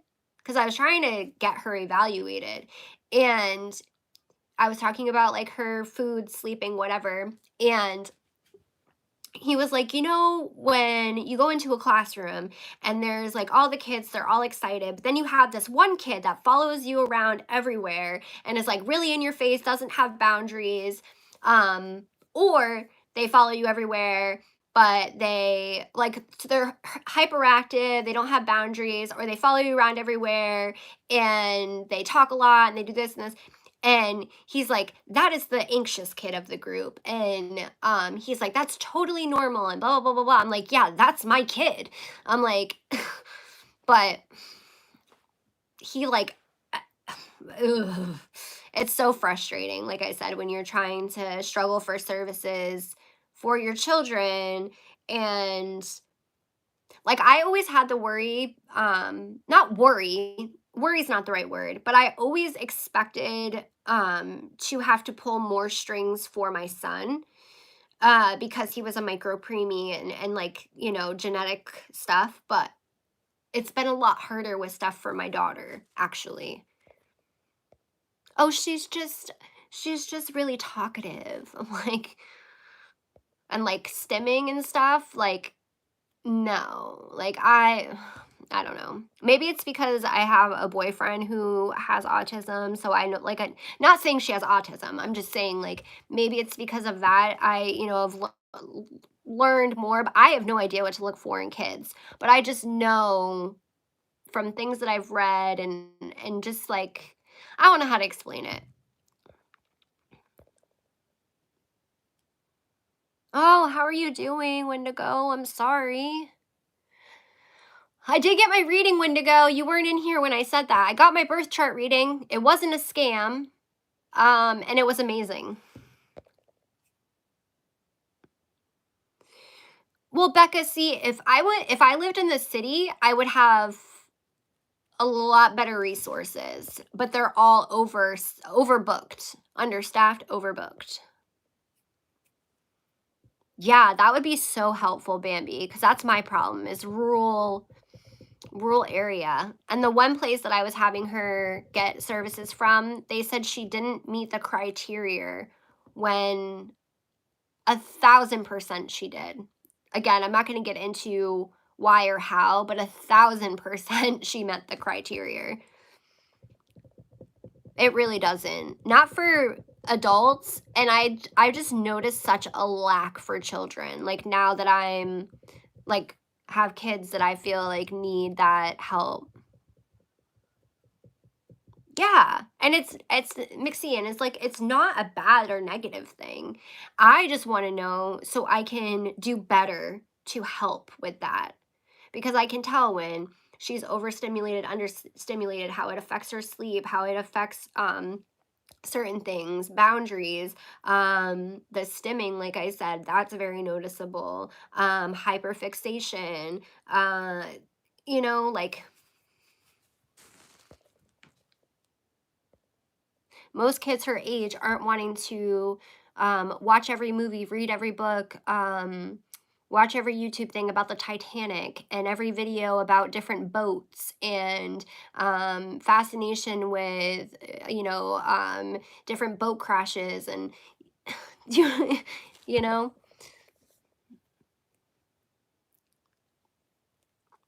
awesome. Yeah, I think I have you. Do I have you on Twitter? I don't really use Twitter that much. I suck at Twitter. I suck at the twittering. Oh, how is she doing? How's your baby doing? I'm sorry, Wolf. Wendigo.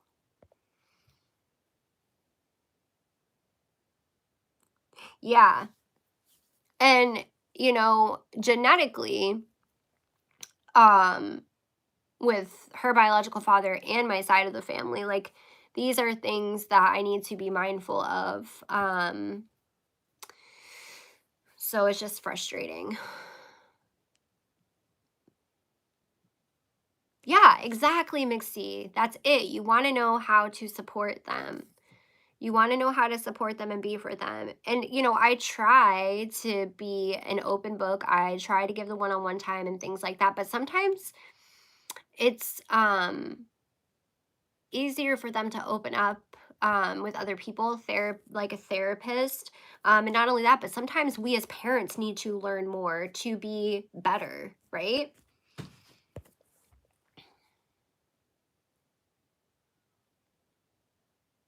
Yeah, Becca, she's like obsessed with the Titanic. She even built a Titanic boat today out of like little boxes.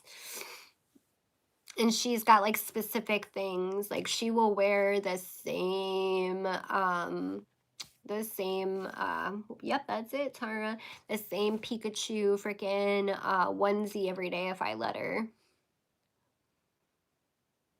Thank you, Indigo. Yeah, definitely DM me and we can talk in the DMs. If you don't want to talk about it on chat, that's totally fine with me. Whatever you feel comfortable with. And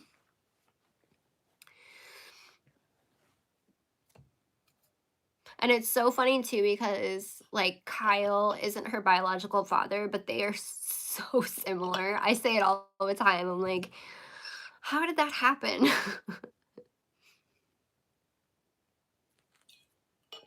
Like they have so many of the same interests and things like that. It's just so wild to me. But yeah, like literally anytime because we do family movie night, and every time she's picked a family movie, it's been about some kind of boat. Titanic, we watched two different Titanic ones, and then what was the one we just watched the other night? It wasn't about a real story. I mean, she was upset that it wasn't about a real story. But it was about a sunken boat. Oh, what the crap was it called? I had to rent it on YouTube. I don't know. It was about some boat. some I forget what it was called, but it was New Year's Eve. Fergie was in it.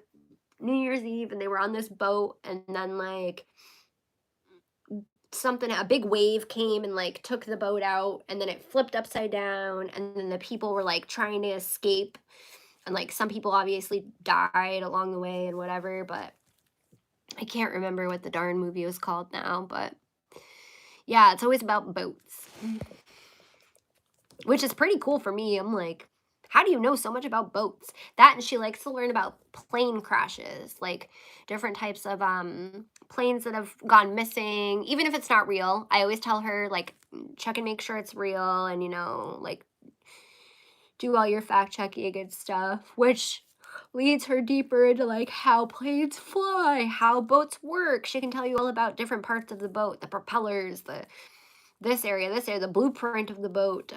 But she really loves the Titanic. Like that's like her favorite is the Titanic. And she gets very excited and happy when she's talking about it, which makes me happy. It's like when I'm talking about it, I just like Poseidon. Yes, that was it, Poseidon. But just me like talking about like things that make her happy make me happy. I don't know how to explain it because it's just like her pure joy and happiness of it. And then like today she spent all day creating that she created the Titanic boat, and then she also made a little house for her Among Us little cutouts because she's very creative. She made every Among Us character, including their like bones or whatever. I don't really understand Among Us because I'm not a video gamer. And then she has to like narrate everything. So like say we're playing pretend or like a game or something, she has it in her head how every little thing goes. Like you move here, then you say this. It's very hard to explain, but if you understand what I'm saying, you understand what I'm saying. She would love a story of Violet. Oh, I'm screenshotting that. Thank you, Becca. She would love that. Thank you. Yeah, Wendigo, I'm so sorry. I thought you were going to get good news. I hope you got good news. You said you were like crying a lot though, so I'm really hoping it's not bad news.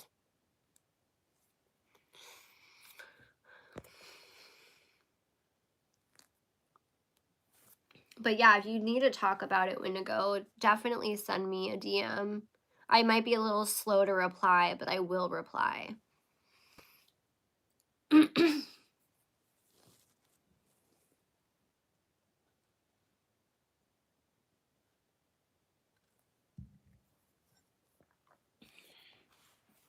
Oh, I need to take a shower. Anybody doing anything fun this weekend? You know, I took this palette out to play with it, but then we all got sicker.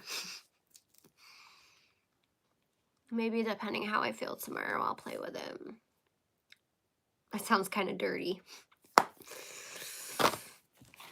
I have so many dishes to do. I don't think I've ever had this many dishes dirty in my life. I know, but I still like to be there for y'all too, because y'all are always there for me. So that's why I, again, keep my DMs open for y'all. Especially the ones that like I communicate with all the time on here. Oh, I see a kitten paw underneath the door. Hold on, we might have kitten action. Hi. Oh, I got you. Oh, I got you. Look at how big they're getting already, y'all. He's the lanky one. His brother is the small and chunky one. He is the tall and lanky one. He's like, Mom, what are you doing to me? Oh, those purries. I see all your fur going everywhere. Oh, those purries. Oh, those purries. Okay, I'll let you down. Say bye. Say bye. He's like, come on, Ma. Oh, you want to come back up? Were you liking the purries? Or you just want my lights? I thought your brother was out there too. Oh, you're coming back up? Coming back up? Where are you going? Oh, you gonna say hi? You gonna say hi? Say, I'm a little man. I'm a little man. Oh, it's just rubbies, the rubbies. Oh, the rubbies, the rubbies. I can't believe how big they are now, though. You're already so big. You're gonna need another bath soon. You're gonna need another bath soon. Those blue eyes of yours. He's literally got the cutest, bluest eyes. I try to put him down and then like, he's like, no, keep petting me.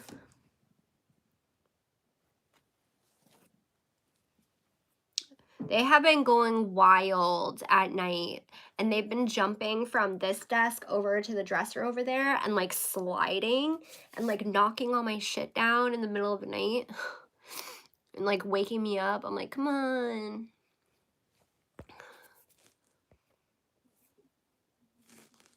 Yes, our little jelly bean family. They don't wanna see your butthole. They don't wanna see your butthole.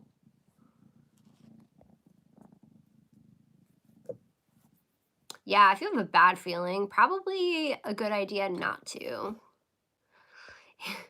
Yes, kitty therapy. They're seriously so big though already. Like, I can't believe it.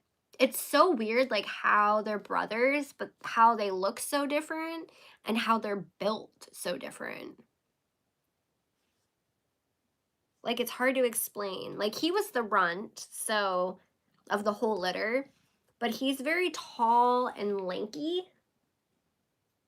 if that makes sense. And like his back legs are like so long. And then so we changed his name from Jellybean to Lynx because Lynx just fit better. And Kyle really likes Lynx.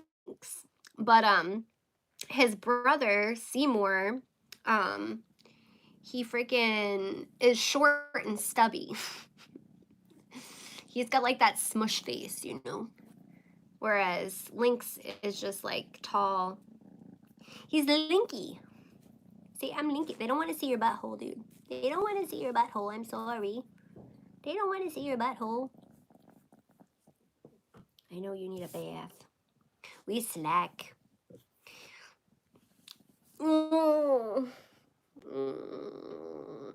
Like, I remember getting them and they were like this big, and now he's like, he's already like, look at how lanky his little butt is.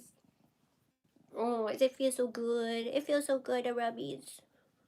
Sorry, you have to hear my annoying little animal voice.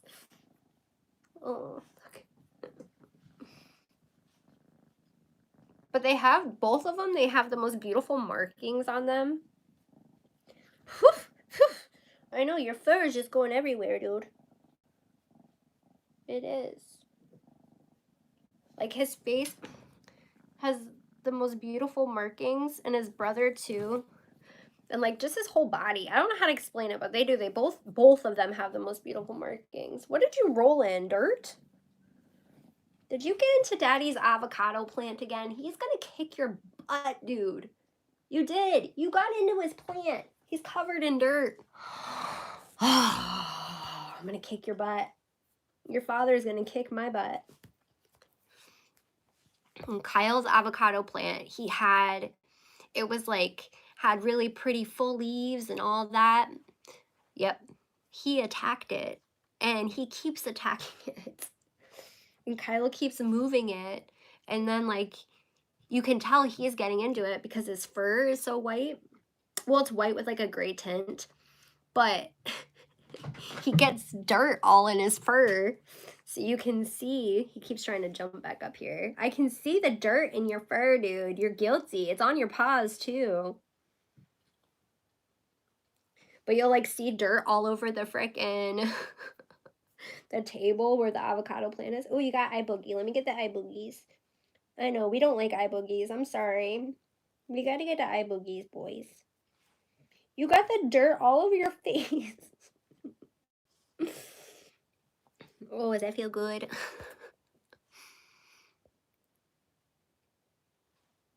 Oh, no problem, Mixie. Go have fun with the kids.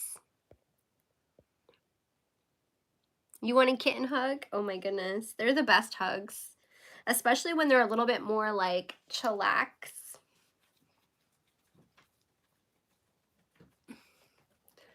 Like, he's a little bit more chillax right now. Usually they're bouncing off the walls. He's just loving all these rubs, really. And it's really nice because you know how, like, when you get animals, like, you know, sometimes even if you get more than one, I've heard like you can have them be so different, and like they're definitely different even though they're brothers. Obviously they have different personalities. Hold on, he wants to get out. Oh, there's the other brother. There's the other other brother. Hold on. We gotta show loves really quickly. So you see the difference though? Like, he's a lot more thin and linky, where he's a little bit more chunky. Okay, I'll let you go because I've tortured you enough, but we're gonna show off your other brother. This is my baby, Seymour. He is my baby. He, like, loves me. Yes, huh? Huh. He's like, where's my brother going? But I mean, their personalities are very, he always does it. Their personalities are very different, but like they both like people. That's what I was trying to get at. Cause like, you know how some cats like, or kittens or whatever, like as they start developing their own personalities, like, you know, they can be a little bit more shy or squeamish or whatever. No, they both like people. So, I mean, that's a good thing. He is like a little teddy bear. Like his face is just like, that's why I said when he's like, his face is just like squishy boo. Not that I would squish his face, but he does. He's got like that squishy face. I don't know how to explain it. But he's just such a little man. But Lynx is definitely more Kyle's cat. Like he sleeps with Kyle. He loves Kyle a lot. Whereas Seymour is more my baby. But they're so big already. He's like, Ma, I'm out of here. Go get your brother. I'm sorry. I know, I interrupted you too. Go get him. Now I've got cat hair all over me, all in my mouth. Don't worry, Winnie boys. I love you too. I got all the animals in here. What's on your mouth? Hold on a second. I just saw a spot on Winter's mouth. I just want to make sure it's not just a shadow or something. Where you going, Winnie boys? Oh, okay. It's just a little shadow, Winnie boys. Phew! Bless you. Bless you. Bless you. Bless you. I know, it was all that cat hair. Did you stuff it into? Oh, no problem, Wendigo. He is a great teddy bear. He's so fluffy. I love long-haired cats. I mean, I love cats in general, but Ninja, our black long-haired cat, he's an outdoor cat. He's the only cat that's an outdoor cat. He's got Maine Coon in him, so like we tried to keep him indoors, but he was finding ways to get outdoors. But anyways, he's not a real cuddler. Ninja isn't. So I'm so glad that Seymour is a cuddler because he's so cuddly. Now, if I could only get him to go to sleep with me. Maybe when he gets older. It's funny though, because some nights, like before we were dealing with the COVID stuff, but some nights we would have all of the animals in the bed. So it would be me, Kyle, both dogs, 4 cats, and that gets a little tricky. But our oldest cat, she always sleeps on Kyle. Like she's supposed to be my cat. I'm the one who saved her, but she is definitely Kyle's cat. She loves Kyle so freaking much. Kyle is, she grooms him. She freaking sleeps with him. She will choose him over me if it came to it. But yeah, she sleeps like right on top of him, which has been kind of hard with like him being sick because like he says, because she's so heavy, she's a chunk.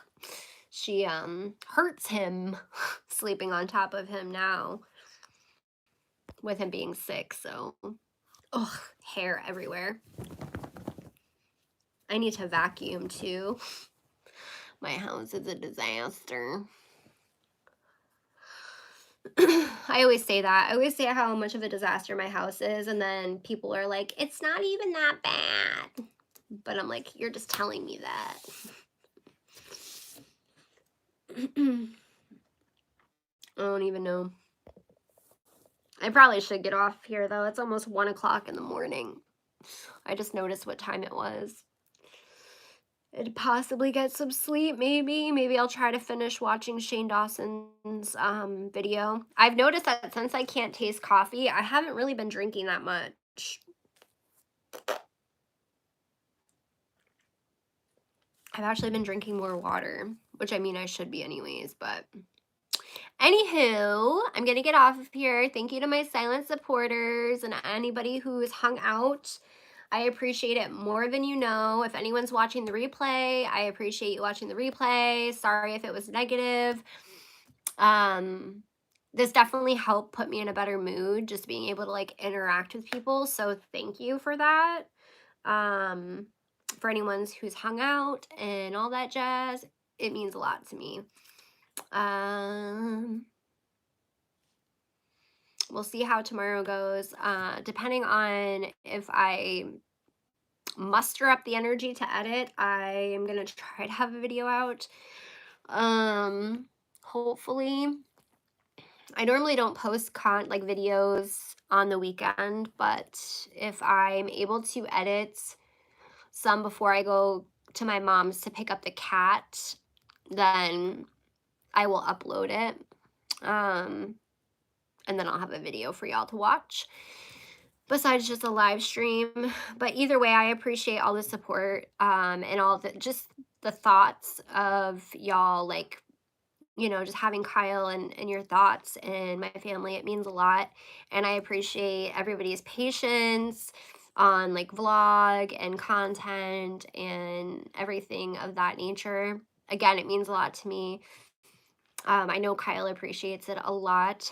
And maybe once he gets better, we can do like a couple live stream and like hang out with everybody and stuff. Cause I'm sure he would like to do that. He actually does like filming with me, believe it or not. He feels very cool when he does. So maybe we can do something like that. Of course, once he's feeling better. But yeah, y'all can let me know how you feel about that. Maybe we'll do like a Q&A or something. Maybe we'll do a video on how we started dating, because people always ask me that, like how he and I started dating and like how that, you know, how that went. And I always tell people it's like not the traditional, it's kind of like really bad. So maybe we could do a video about that. A lot of people will judge me, but that's okay. I feel like it's a very it's something that most people, I feel like a lot more people do it than what people put off. And sometimes being in let me just say this, sometimes being in relationships that are all about lust, they don't last and they end up toxic. Like they move too fast. Whereas if you build love over time, it ends up being more. Does that make sense? Maybe not. But anyways, good night, Becca. Good night, everybody who's been here. Wendigo. This is Water. I'm trying to think. Mixie and Ingrid. Again, I appreciate all y'all so much. And depending on how tomorrow goes, we'll see. I'll keep y'all posted. Thank you.